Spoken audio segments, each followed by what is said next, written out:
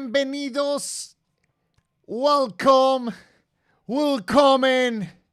This is codeLive. My name is Julián Duque. I'm a principal developer advocate here at Salesforce.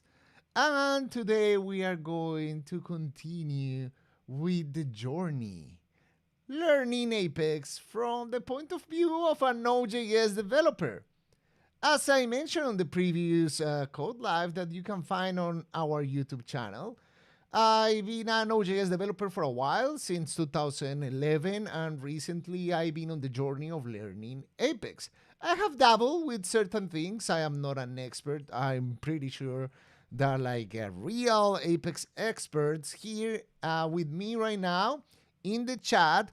So please also help me if I commit any mistake or if I do something that is wrong, or if there are better ways of doing things. Come on and jump and let's learn together. I wanna pretty much say hi to a lot of people that it's right now with us. We have Jack Mohan. I'm sorry if I am mispronouncing your names. We have Bashkar, we have Danahen, Merrick. We have Gabriel, Miguel, and a lot of other folks that are joining us live this beautiful Thursday. So, let's do a quick recap of what we have been doing. Let me go on this view and open the Visual Studio Code. So we have two projects. First, we have a Node.js project. This Node.js project pretty much has a client, a library, that goes and uses the Open Weather Map API to get weather information based on a location. This location is a latitude and longitude point, and I'm performing an HTTP GET request, a REST API request to this URL, passing an API key, and getting both the name of the city and the temperature, right? So we saw how to implement the same thing in Apex. Practically, we migrated this JavaScript class into Apex. We implemented a getWeather method. We perform an HTTP request in Apex, and we stored safely the API key using custom settings.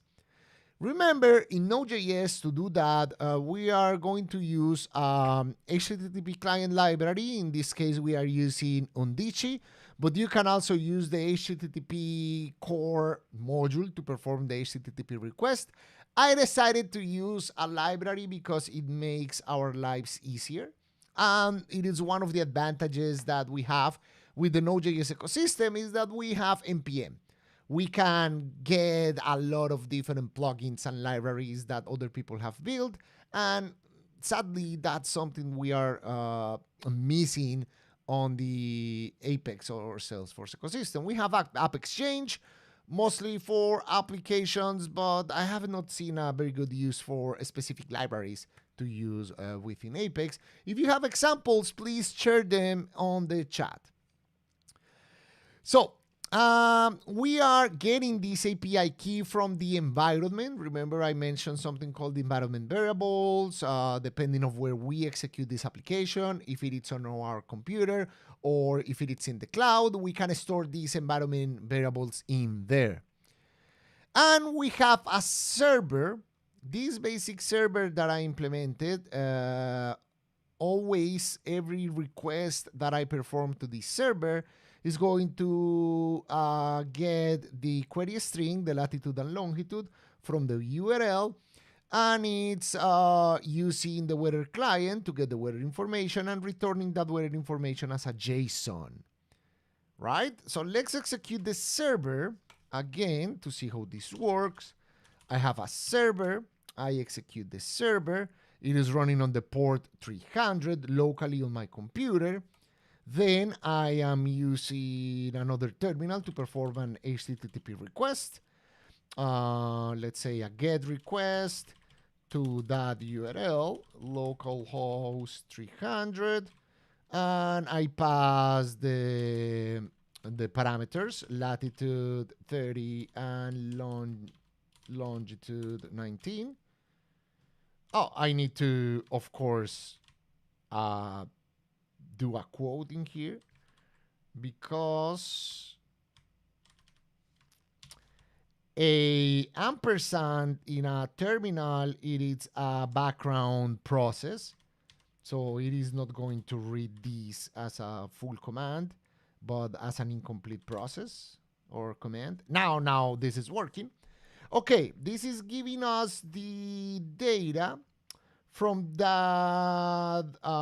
GetWeather client that is performing the API client to the OpenWeather API.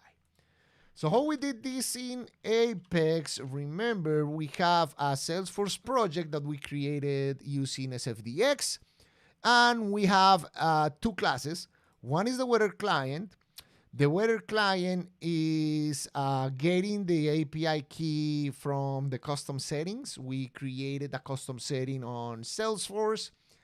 We stored the API key in there. And remember that we used a script to store. Oh, I deleted that.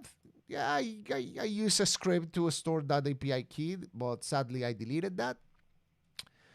And we are using the HTTP class to perform an HTTP request to that URL. We are getting the body in JSON as a string, and then we are parsing that JSON using the deserialize on type method that comes with the JSON class available in Apex to extract both the name and the temperature, adding that into a wrapper class, which is the weather class, a custom class we created. This is not a custom Salesforce object. This is just a wrapper class. We are not storing this anywhere in Salesforce.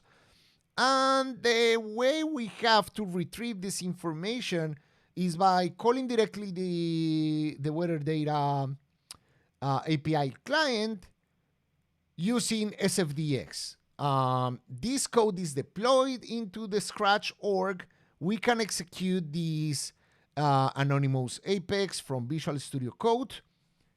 Let me see if we get the result here. Yes, we are getting the result here. I'm using SFDX execute anonymous Apex with editor contents, but we also saw that pretty much we can use the developer console in the org to execute the same code. And let me increase the zoom a little bit because I like fonts that we can read. And I can paste the code in the developer console, click execute. It will open the log with all of the information. And now here we have the city name and we have the temperature. So far the client is working, but we are missing one very important feature that is part of the Node.js platform, and it what makes Node.js very interesting is that we can write server-side applications. Pretty much we can write backends. Apex, it is a backend language, but it's being executed on the Salesforce platform. We use Apex as the backend language for different actions in Salesforce, like flow actions, or Lightning Web Components actions. But what if we wanna expose an API endpoint that exposes Salesforce data to the world, to other services? A lot of folks ask me, hey Julián, how can I integrate a Node.js application and a Salesforce application? How can I send data from one to another? And one way to do that is through a web service. Usually we have SOAP web services, but I am not going to be talking about SOAP. I'm going to be talking about REST. REST is what we use. REST service is pretty much a type of web service that let you communicate to an application using HTTP methods. Methods like the get, to get information, to read information, post, to send information or to save information, delete, to, as the name said, delete resources, PUT or PUT, that it's mostly used to update resources. So mostly a REST or RESTful API lets you map a CRUD, a CRUD type of operations within a web service that speaks HTTP. So Node.js is pretty good at that, but we are also able to do it with Apex. So I'm going to be doing some parallel. Right now, what I have here in Node.js is just a catch-all web service. Every URL that I send here is going to return the same. It depends of the method that I'm sending here. It doesn't care about post or delete or anything like that. It is just going to always return information. But there is a way that we can specifically listen for those methods and perform actions if we want to have like a RESTful web server. You can do it by using core Node.js, like as I am doing here. For example, by extracting the method from the request. Let's say if the request method is equals to get, then perform the get operation, right? And if the method is equal to post, then do the post operation. But this can get messy depending on the complexity of your servers. There are better ways of doing this. And later I'm going to be showing you a way how to do this using a library or a framework. One that I like a lot, which is Fastify.js. So we are going to be using Fastify.js to do quick refactoring of this server that we have. So we can use the get method to return weather data, and let's say the post method to receive data from a Node.js or a different other service. So that way we can start like opening doors in our Salesforce application so other services can give us data. So I am going to take a look at the chat before getting into the code to see if we have any questions. We have greetings from Nick and Alexander and Ivan. Welcome. Oh, nice. Alexander from Bogota, Colombia, my country. Awesome. Welcome to this codeLive. Okay. So before getting into the details here, let's do a refactor. Let's do a refactor of this Node project before jumping into Apex.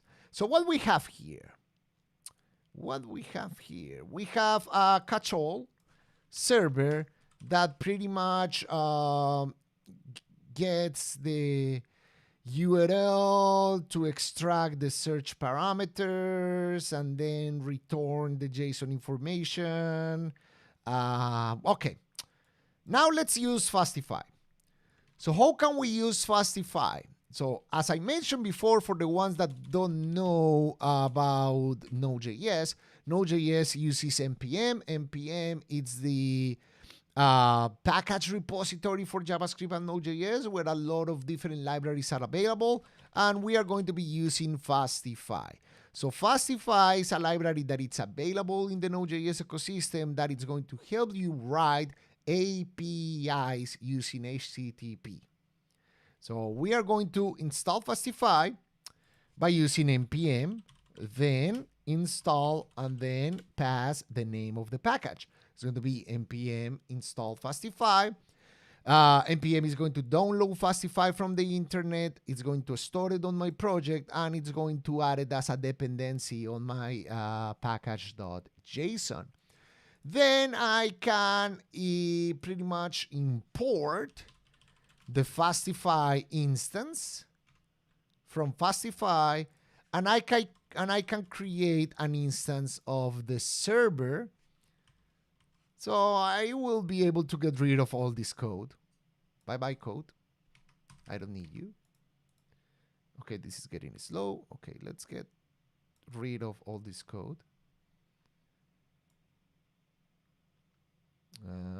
I need the client, but I don't need the server. Okay. So let's create a server by creating an instance of Fastify. I guess it's... I think this is a method. Let me go to the documentation. Always take a look at the documentation. If you are unsure, okay, this is giving me the documentation. Import Fastify from Fastify. We are doing it right. And then create an instance of the server. They are calling it Fastify. I'm calling it server. It's okay. It is just a variable, and I'm enabling the logger. Awesome. And then I can implement a route. Let's implement the route. It's going to be a get. So every time I do a get to the slash path, I'm going to reply with this. So this receives a function that it's asynchronous that has two objects, one to getting the request parameters and the other to reply. So pretty much this is auto-completing this. I am awaiting the weather client to get the weather information, and then I am replying with the JSON object that the weather client is giving me. What I'm missing is the parameters. So I need the latitude from the request, and I'm getting the latitude from the request, and then I'm getting the longitude from the request. So if you see, the code is a little bit readable, simple. I'm not doing URL parsing. I can specify the type of method I am reading directly here. I am sending the object without specifying the headers or without doing any specific low-level operation. And then at the end, I need to listen. Okay, this is listening on that port. So listen on the port that I specify and receive a callback. It is a function that it's pretty much telling me if there is an error. We throw the error, and then we can say the server is listening on address and the port. Awesome. This is our server. It's receiving the latitude and longitude. And remember that we pass those as arguments from the getWeather method. Yes, latitude and longitude, they are arguments. Awesome. So we have the Fastify server. We don't need the create server anymore. So let's clean this up. And this should work. Let's execute the server. We have beautiful logs. Okay, I don't need to pass the port here. So I'm going to give you a tip. If you see that every time I do a change, I need to stop and then restart, there is a library for that. So we can use NodeMon. NodeMon is a library that lets me restart a project, and I can create a start script that pretty much runs NodeMon for the server. So if I execute npm start, now it starts the server. If I do any change, for example, console log. Let me move this to show the latitude and longitude. And if I save, you can see that automatically it restarts the server. It detects that I have changes and it keeps the server running. So I don't need to go restart and start it again. It's a pro tip for the Node.js developers that are out there. And let me open the URL and let me pass the latitude, let's say 72. And longitude, it's going to be -4. It is not working. Why? Oh, the requests are undefined. So we are failing on getting the parameters from Fastify. It is a request query params. It is query, I guess. Instead of params, it is query. Always, if you have doubts, go to the documentation. So let's go to the documentation. We have the request. Params are the params matching the URL. Query is the query string. So those are called query parameters. So they are not going to be undefined this time. They are going to be the ones I pass. Okay, it seems there is nothing in that location. Now I have a city called Gambic. Awesome. We have Gambic in that location and it's giving us the temperature. So this is working and we were able to implement this using Fastify. So yes, we are using query to get the query parameters. We are logging those query parameters here and the server is working. Now let's take a look. How come we do this in Apex? Let's see if we have any questions before we go further. Ivan Michowski, what's the autocomplete extension? So I am using two things here. I'm using both the Salesforce Developer extensions for Visual Studio Code, and I'm using a set of different Node.js extensions.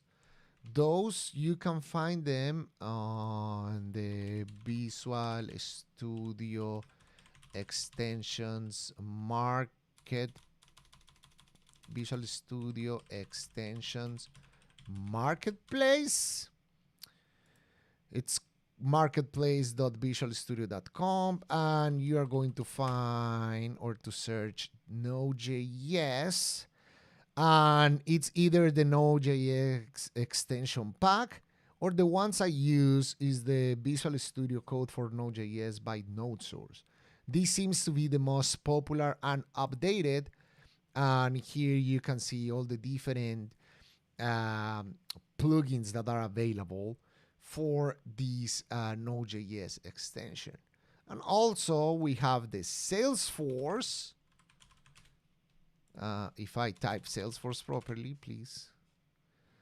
So we have the Salesforce extension pack, the official one is this one. The expanded, it is the official for Salesforce, is the one that gives you the autocomplete for Apex and all the other stuff.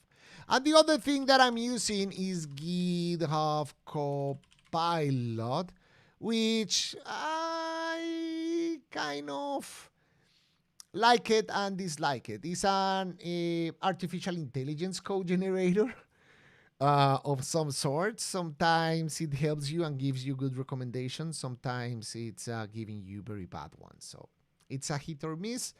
I have it. There is a free trial. You can use it, but I will not depend on it. Okay, so this is working. Awesome.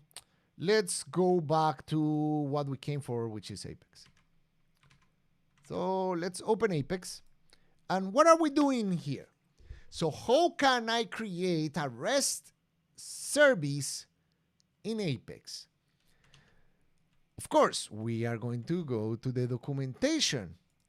So Apex have something called the REST methods. So pretty much you can expose Apex methods using REST representations like the one I mentioned before, get, post, put, and delete, for HTTP operations. So you can have Apex as a backend language. Obviously, it's going to be limited by your governor limit, so this is not going to be like for like highly concurrent operations, but it's going to be good for certain integrations and for exposing data. And as similar to Node.js, you can also have access to the request and the response object, so you can get parameters and expose parameters to the ones that are like invoking you. And you can define URLs, so you can define maps as we did on Node.js before. And you can return custom data as well, like custom objects or wrapper classes that the one we created. So let's implement that Apex service for the get weather. And we are going to compare the Node.js one and the Apex one. So first, we need to create an Apex class. So let's create an Apex class. We are going to call it weather. Let's call it weather resource because it is a REST resource and it is a class. So remember that I mentioned for those Node.js developers that don't know anything about Apex that there are like different keywords that let me define the visibility of a class or of certain properties. If you have worked with Java, you know that there is the private, the protected, and the public. And here we also have the global. So for a specific, not Goblin, I'm thinking about Dungeons and Dragons. It's global. So for REST resources, we need to specify these classes as global so the platform can see those and expose them. And also we are going to be using the REST resource annotation to properly assign a URL mapping. So my service is going to live under the /weather URL. How I know about this? Because this REST resource annotation is documented, and here you can define like pretty much the URL or the path for your services, so you can expose different resources.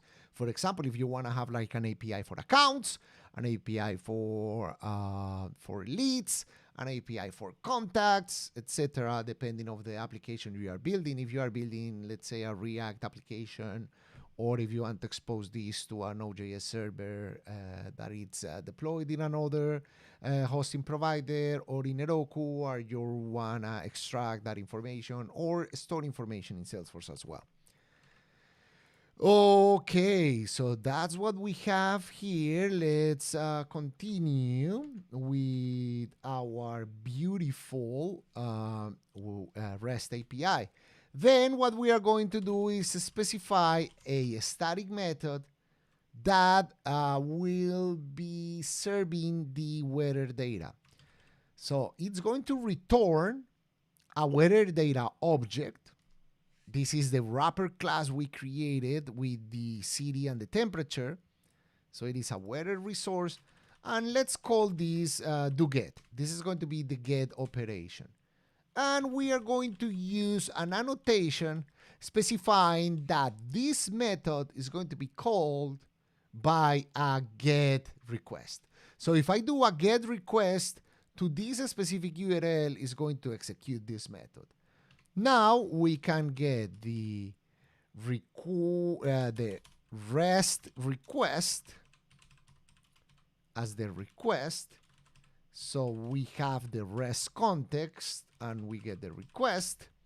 And then we have the REST response, and this is the response that we get from the context. So we have a execution context while we are doing the request to this URL. Then we can get these two objects, and with these objects we can extract the latitude. So the latitude, it's coming from the parameters. So we are getting the latitude, and we can get the longitude. Params get longitude. So we see that this is different than Fastify, but similar. It's giving me methods to get the properties and perform operations with those properties. And then we can have the weather data by using the weather client, get weather, and passing the parameters. And then we just return that weather data.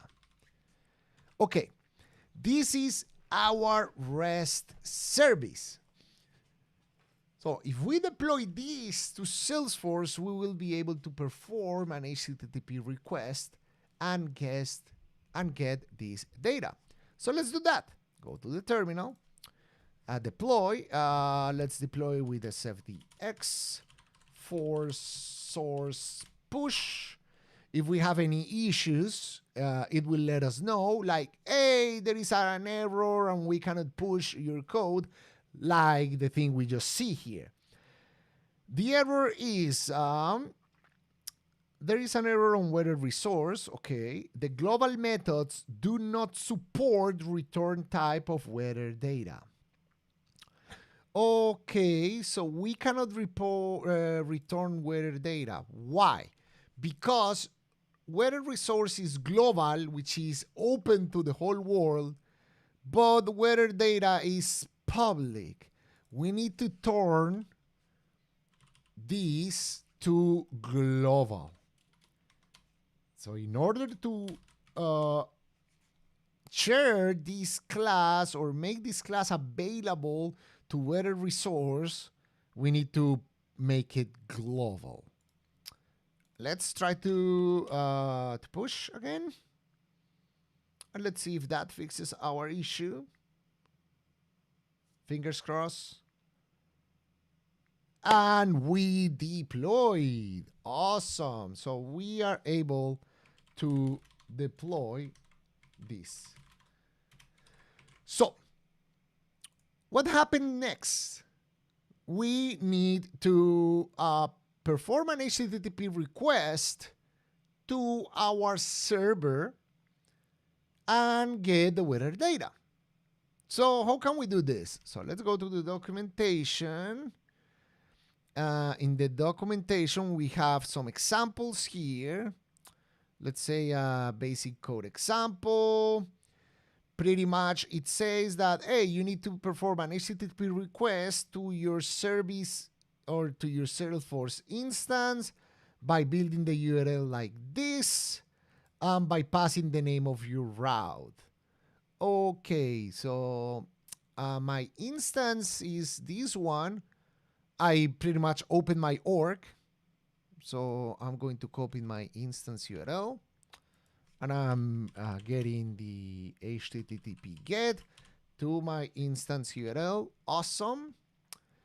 And what else do I need to pass? It's services, Apex REST. Okay, services, Apex REST, weather, and pass the latitude and the longitude. But remember, on quotes, because the ampersand is going to take this as a different command, like as a background command, and we will not get the result we are expecting. So let's execute this, and wow, we have something. We have some headers. It says found, cool, but it is not giving us results.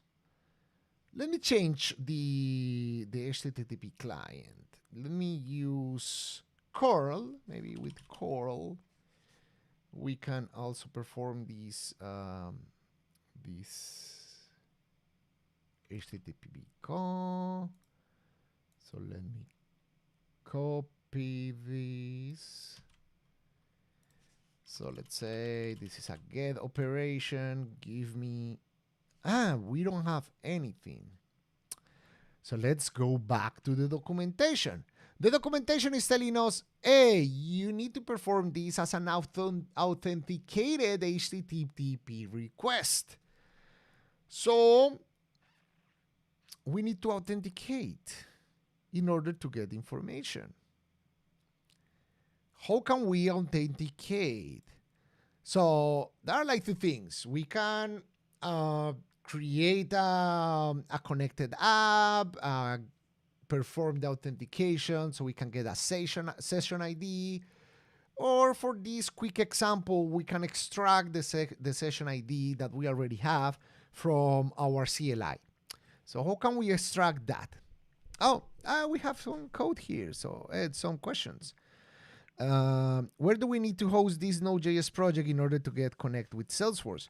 And Nitesh, you can host it wherever you want. We recommend Heroku. You can do git push Heroku master or git push Heroku main. The Node.js project is going to run there and you can connect it with Salesforce. Right now, I'm running it locally.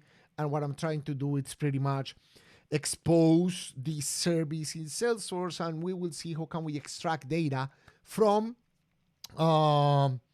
Node.js. That's my plan. Let's see if I'm able to do it. Can do get also be or enable expose? I don't think you can have multiple annotations on a class. What I will recommend is to have the same. No, it cannot be because you have the request and response here.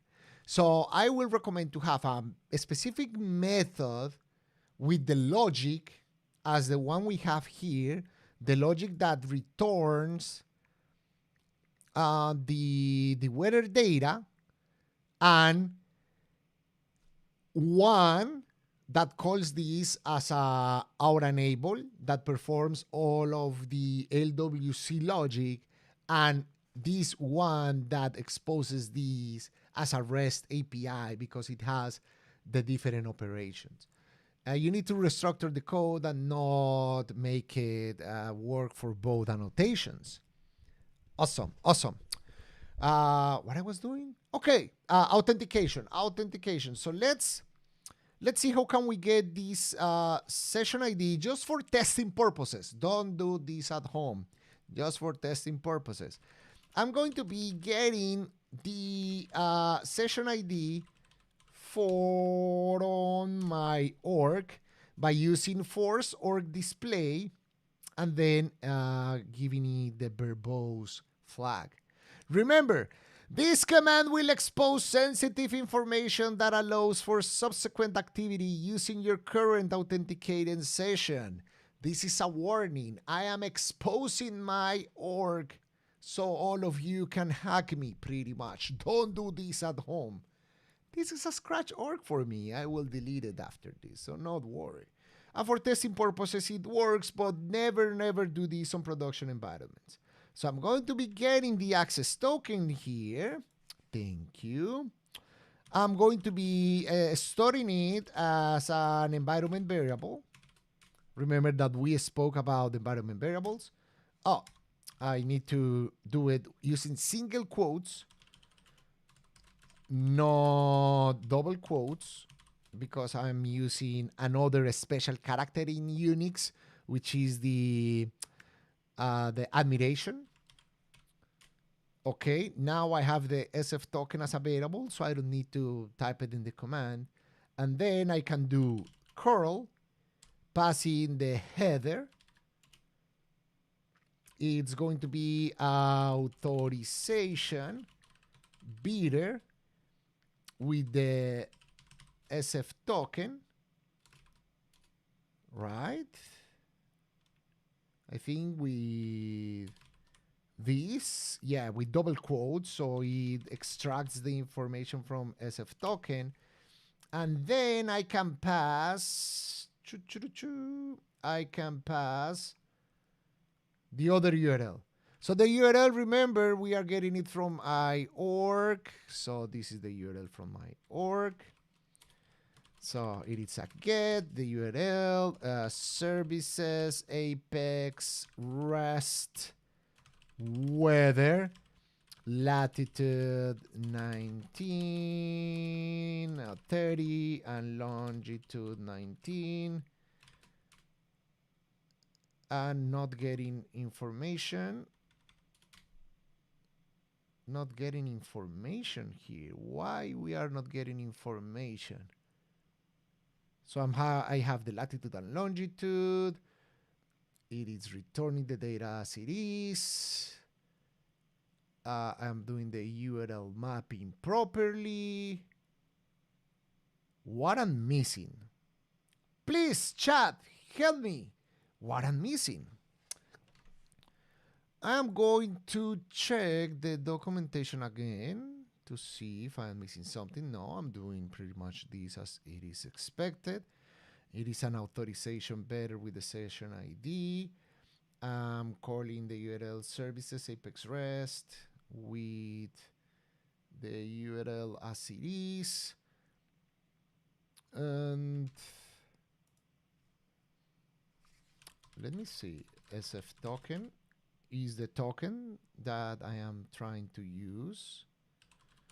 What happens is if I do this, yes, this is working. So the curl services Apex REST.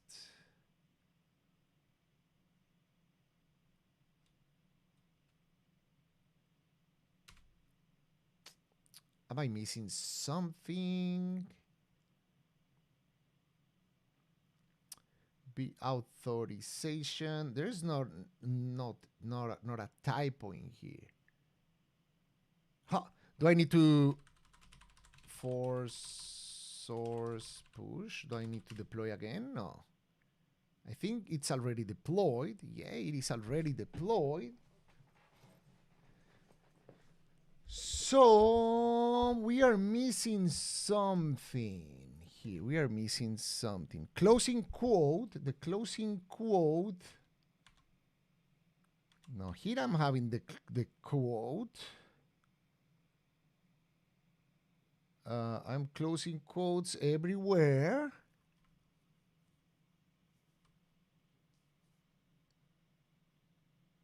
Yes, Apex REST. Let me see if I am missing something. Services Apex REST. And the URL mapping is account. No, this is REST resource. Whether get, it is a do get. I have everything as it should be. So let me check previous commands that I had before to see if I am missing something. No, this previous one was good. Dev add. Maybe I'm confusing the URL. No. Lightning force. Lightning force. Apex REST. Weather. Latitude and longitude.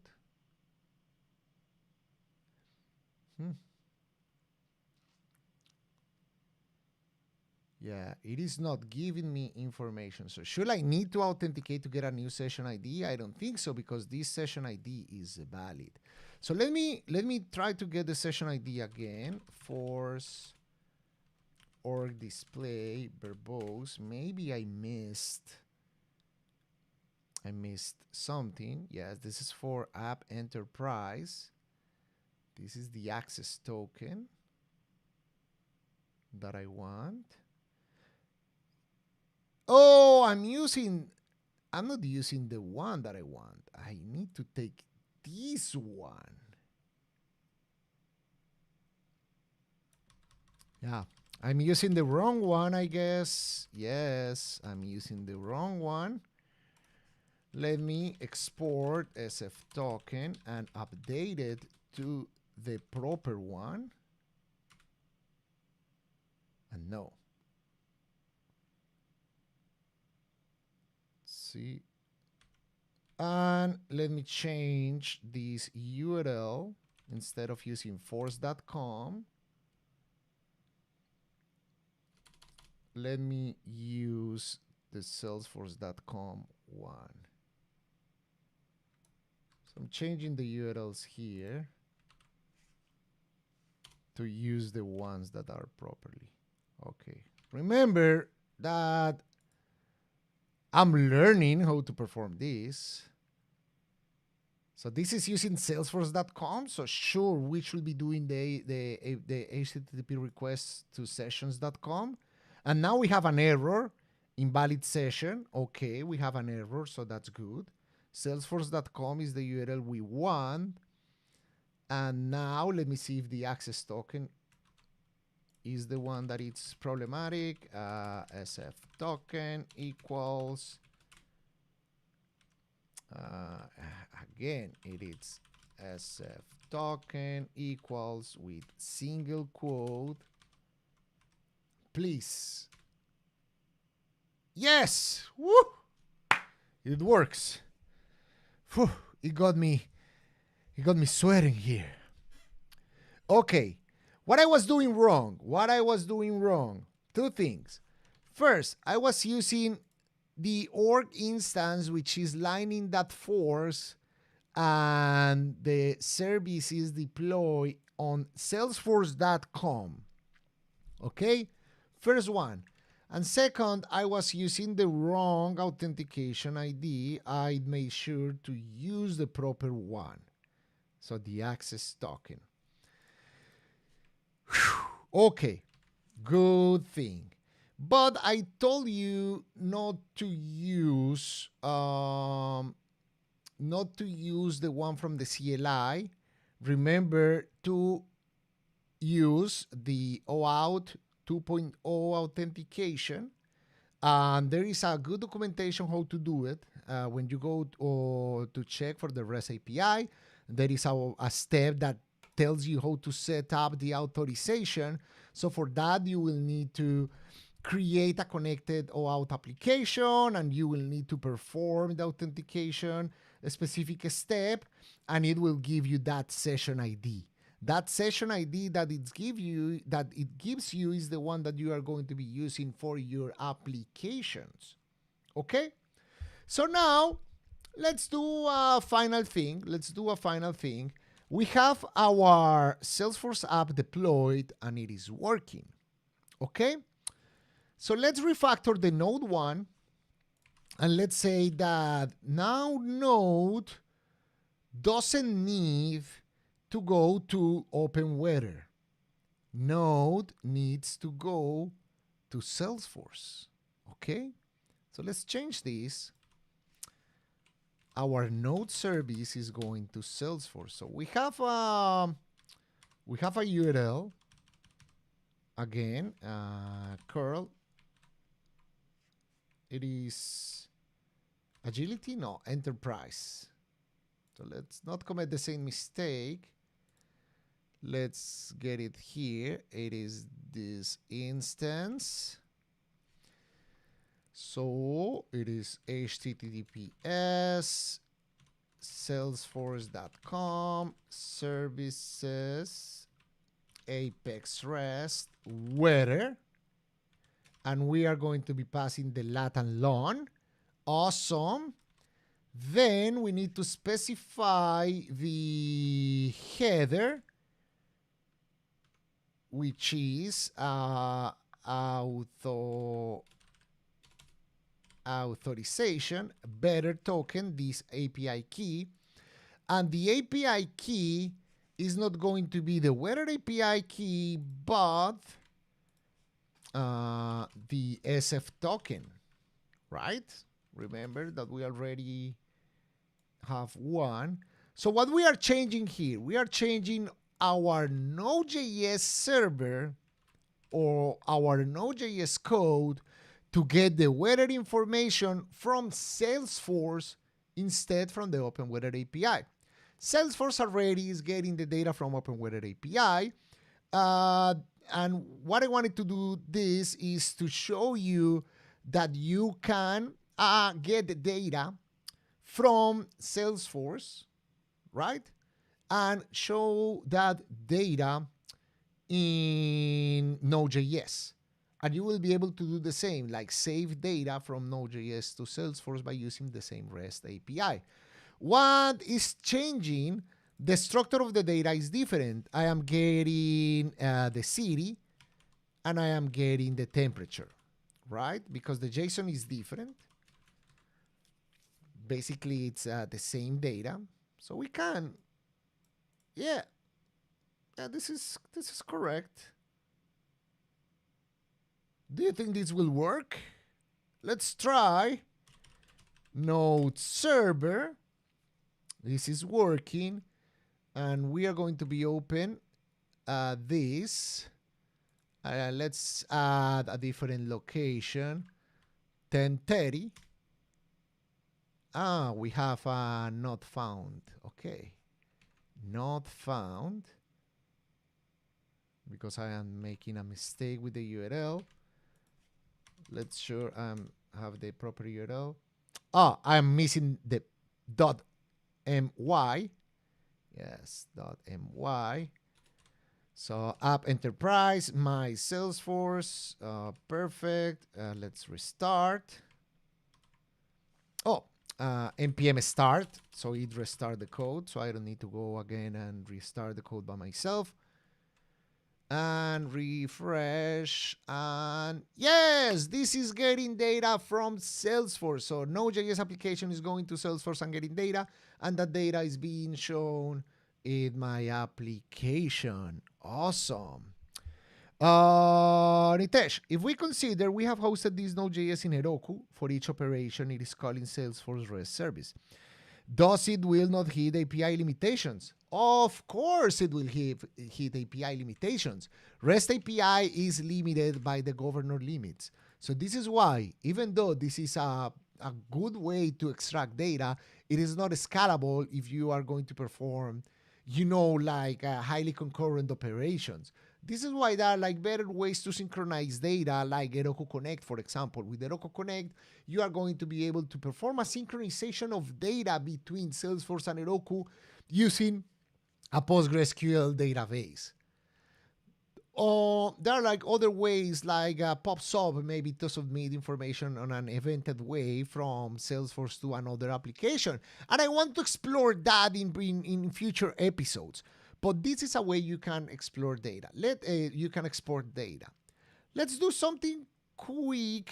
Should I get accounts? Do I have accounts here?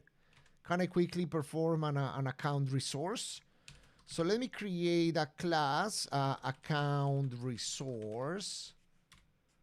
Let's make this global, right? And let's do this global static do get, like get accounts. This is going to be an HTTP get. And here I'm getting a list of accounts, and let's get the ID and the name from the account object, right? And then return those accounts. So I'm just creating like an API kind of thing to return accounts. Validate CRUD permissions with security enforced. Yes, let's see if this is working, and let's do this as an HTTP resource. So REST resource and URL mapping, and this is going to be accounts. Obviously, there is an API for this. I am trying to come up and this return a list of accounts. I'm trying to come up with an equivalent here to give you like an example. For source push, this is a for source push. I am pushing this new service. Okay. What if we change our Node.js, instead of getting weather, it's going to get accounts. And let's do this, right? Let's move this commented and pass the same URL but for accounts. I'm trying to do an experiment here. So I want to get the account. How it's called? Accounts? Yes. I want to get the accounts with the API key, and I'm going to be returning data, right? What I'm missing? I'm missing a comma. Okay. So I'm expecting, without getting into permissions, maybe permissions is not going to let me do this, but I'm expecting to get a list of accounts, at least. If not, I need to go and organize the permission sets and move things. But, oh, there we go. So we change pretty much our Node.js service to call a different API route. And that one is a REST resource we created that is giving me the list of accounts. So you can create your custom services as well. So this is the point I wanted to prove. I hope it was not confusing. I just wanted to do the experiment, first time trying this on my own, but it's pretty cool that you are able to do this. So sure, you can get data from Salesforce using the REST API directly. This is why we have this S-objects endpoint, or you can create your own custom endpoint with your own specific validation and construct the object as you liked and make that API endpoint or service available to the world so other applications or services can consume that data as well. Hey, I hope you like it, and I am seeing Merrick saying that this is awesome. Merrick was able to do like an integration with Flutter and doing some amazing stuff that maybe we will show you that later. I already talked to Merrick on Twitter DM, and he wants to share what he's building. Remember, this is a collaborative space where we learn by doing experiments and by doing things with code. And thank you very much for joining me on this journey to learn Apex from the point of view of a Node.js developer. Give us feedback. Let us know in the chat, what do you want to learn next? Because we are planning content for the rest of the year. I'm planning maybe have some streams about PubSub API, gRPC, GraphQL. I mostly work with backend technologies. I am not a front-end developer, but I have other people from my team that are eager to give content about Lightning Web Components, the Lightning Web runtime.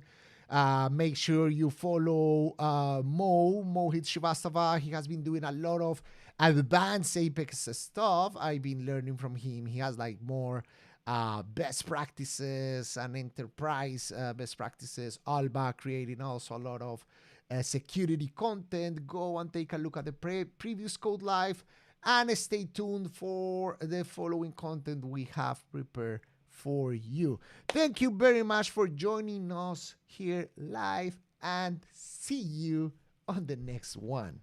Bye-bye.